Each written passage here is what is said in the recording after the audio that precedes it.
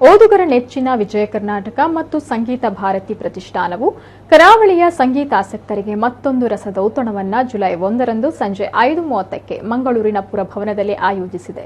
4 ಆವೃತ್ತಿಗಳಲ್ಲಿ ಯಶಸ್ವಿಯಾಗಿದ್ದ ಬೋಲಾವ ವಿಠಲ ಸಂಗೀತ ಕಾರ್ಯಕ್ರಮಕ್ಕೆ ಮತ್ತೆ ವೇದಿಕೆ ಸಜ್ಜಾಗಿದೆ.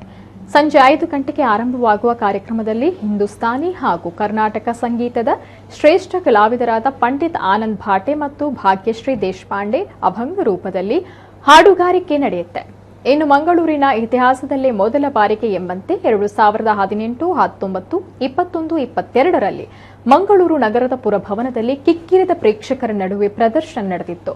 ದೇಶದ ಹಲವು ಶ್ರೇಷ್ಠ ಸಂಗೀತ ಕಾರ್ಯಕ್ರಮಗಳನ್ನು ಆಯೋಜಿಸಿರುವ ಮುಂಬೈನ ಪಂಚಮ್ ನಿಶಾ ಸಂಸ್ಥೆಯ ಅಭೂತಪೂರ್ವ ಪರಿಕಲ್ಪನೆಯ ಕಾರ್ಯಕ್ರಮವಾಗಿರುವ ಬೋಲಾವ ವಿಠಲ ವಿನೂತನ ಸಂತವಾಣಿ ಕಾರ್ಯಕ್ರಮ ಇದಾಗಿದೆ.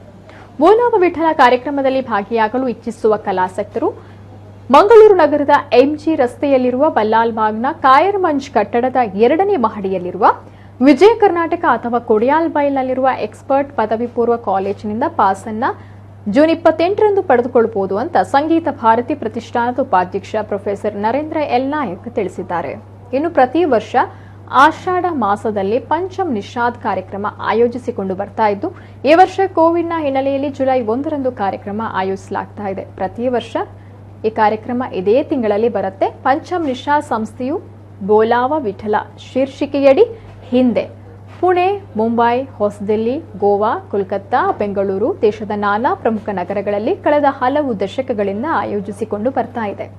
ದೇಶದ ಪ್ರಮುಖ ನಗರಗಳ ನಿವಾಸಿಗಳಿಗೆ ಸಂಗೀತದ ಶ್ರೇಷ್ಠತೆಯನ್ನ ಪರಿಚಯಿಸಿದ ಬೋಲಾವ ವಿಠಲ್ ತಂಡವನ್ನ 2018ರಿಂದ ಮಂಗಳೂರಿಗೆ ವಿಜಯ ಕರ್ನಾಟಕ ದಿನಪತ್ರಿಕೆ ಹಾಗೂ ಸಂಗೀತ ಭಾರತಿ ಪ್ರತಿಷ್ಠಾನ ಪರಿಚಯ ಮಾಡಿಸಿತ್ತು.